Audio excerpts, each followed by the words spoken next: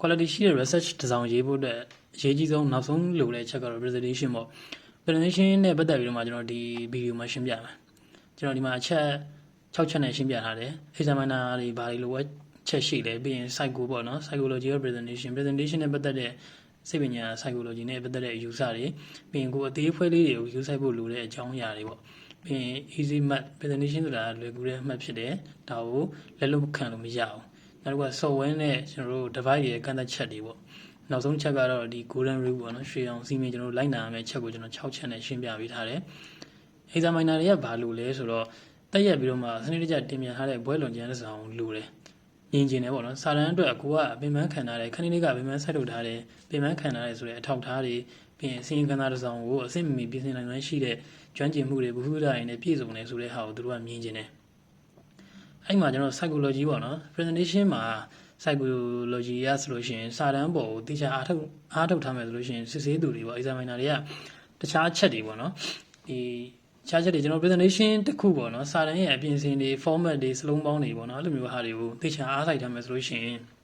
ကိုယ့်ရဲ့ဒီတကယ်အနှစ်သာရရှိတဲ့ research ရဲ့ quality ပေါ့နော် data တွေကျွန်တော်တို့ methodology method တွေဘယ်လိုကင်တွယ်ထားလဲဆိုတဲ့အချက်လက်တွေကိုလည်းသူတို့ကဒီလိုပဲဒီကလေးကဒီ candidate က acute site လုပ်တတ်တယ်သူကတေချာအားစိုက်ထားတယ်လို့သူတို့ယုံကြည်တတ်တယ်ဒါကတော့ psychology ပေါ့အဲ့မှာကိုကဥပမာစမ်းချောင်းတစ်ခုရဲ့ရေးစီးနှုန်းကိုတိုင်းတာတယ်ပေါ့ဗျာ string ရဲ့ discharge ကိုမိနစ်30တစ်ချိန်ပေါ့နော်ဒီနေ့ကျွန်တော် methodology မှာဖော်ပြလိုက်တယ်အဲဒီ discharge ကိုသွားတိုင်းတဲ့အချိန်မှာမိနစ်30ကြာတစ်ခါတိုင်းတာမှတ်တမ်းတင်ခဲ့တယ်ဆိုပြီးတော့ကိုယ့်ရဲ့ method ဖော်ပြထားတယ်ဆိုလို့ရှိရင် examiner တွေကအဲ့ဒီချက်ကိုဖော်ပြတဲ့အတိုင်းပဲသူတို့ကယူဆမှာပဲကိုကရေးထားတဲ့အတိုင်းသူတို့ကတော့လက်ခံမှာပဲတကယ်လို့ကိုကအဲ့ဒီမှာတိုင်းတာနေနေဗျာနေပူထဲမှာနေပူတယ်ပြင်မန်းနဲ့အိပ်ပျော်သွားတယ်ဒါမှမဟုတ်လို့ရှိရင်လည်း restaurant ခုကိုသွားပြီးတော့မှအေးစေးသွားစားတောက်နေပေါ့နေလေသားတွေပါသွားစားတောက်နေတယ်အဲ့ဒီမှာကိုရဲ့တိုင်းတာတဲ့ဟာတွေလွတ်သွားတယ်ပေါ့နော် data တွေလွတ်သွားတယ်နောက်ကျခဲ့တယ်အဲ့လိုမျိုးဖြစ်ခဲ့ရင်တော့မှ examiner တွေကကိုရဲ့ဒီဘုတ်ဖွဲ့ကကိုဘာတွေလောက်ထားလဲဆိုတာသိမှာမဟုတ်ဘူးပေါ့နော်ကိုအကဲဖြတ်လို့ရှိရင်သူတို့ကအဲ့ဒီကျွန်တော်တို့စာတမ်းအပေါ်မှာပဲကြည့်ပြီးတော့မှအကဲဖြတ်မှာကိုယ့်ရဲ့စာတမ်းကို presentation ဘိုင်းမှာစာတမ်းရဲ့အပြင်စင်ဘိုင်းမှာစလုံးပေါင်းတွေတက်ရက်နေတယ်စလုံးပေါင်းအမှားမရှိဘူးဆိုလို့ရှိရင်ကိုယ့်ရဲ့ဒီ discharge ရဲ့ရေးစီးနှုန်းနဲ့ဆိုင်တဲ့အချက်လက်တွေကို error တက်သွားတဲ့အချိန်မှာမှားနေတယ်ဆိုရင်တော့မှကိုယ့်ရဲ့ပေါ်ဆမှုကြောင့်မဟုတ်ဘဲနဲ့စမ်းကြောင်းရဲ့အမှန်တကယ်ရေးစီးလေးသာပြောင်းလဲတဲ့သဘာဝဖြစ်နေတယ်လို့သူတို့ကယူဆသွားကြလိမ့်မယ်ကိုကအားကြောင့်မလို့အသေးဖွဲလေးတွေကို view site ဖို့လိုတယ်မပေါ်ရောက်ဖို့လိုတယ်ကျွန်တော်စာတမ်းထဲမှာဇာတ်ငါးကိုညွှန်းတာရဗျာ table site ကိုညွှန်းရမယ်အစား table စစ်ဆိုပြီးတော့ညွှန်းမိတယ်ဇာတ်တွေမှားပြီးညွှန်းမိတယ်မြေပုံတွေမှားညွှန်းမိတယ်ပေါ့နော် grade တွေကိုမှားညွှန်းမိတယ်ပြီးလို့ရှိရင်စာမဏေနံပါတ်စိန်တက်တဲ့အချိန်မှာမှားနေတယ်ပြီးရင်ကိုယ့်ရဲ့ university format မှားနေတယ်ပြီးရင် slow motion ပုံတွေ spelling error တွေအများကြီးပါနေတယ်အဲ့လိုမျိုးအသေးဖွဲလေးတွေအများကြီးလို့ရှိရင် examiner တွေရဲ့ impression down သွားမယ်ပေါ့နော်အဲ့လိုမျိုး down သွားလို့ရှိရင်ကိုတကယ်လုပ်ခဲ့တယ်ဆိုရင်တော့မှဒီကလေးကဘာမှမလုပ်ခဲ့ဘူးဆိုပြီးတော့မှ site ကိုဖြစ်သွားနိုင်တယ်တကယ်လို့အဲ့လိုမျိုးအမှားယွင်းတွေများနေရလို့ရှိရင်ရေးစည်းရဲ့အချက်လက်တွေမှားနေတယ်၊ကွဲလဲနေတယ်ဆိုရင်တော့မှ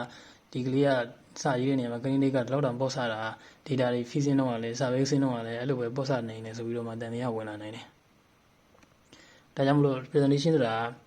ာလွယ်ကူတဲ့အမှတ်ပဲတခြားအချက်လက်တွေပေါ့နော်ကျွန်တော် method တွေ data တွေကစစ်ရတာအမှတ်ရဖို့ခက်တယ်။ presentation လုပ်တာလွယ်တယ်အဲ့တော့ presentation ကိုပြင်ဆင်ပုံတွေကိုကိုကအမှတ်ယူဖို့လိုတယ်ကိုယ့်ရဲ့စာတမ်းကိုစလုံးပေါင်းစစ်တဲ့အချိန်မှာ spelling checker တွေနဲ့စစ်မယ်ဆိုလို့ရှိရင်လည်းမှန်တဲ့ version တွေကိုသုံးဖို့လိုတယ်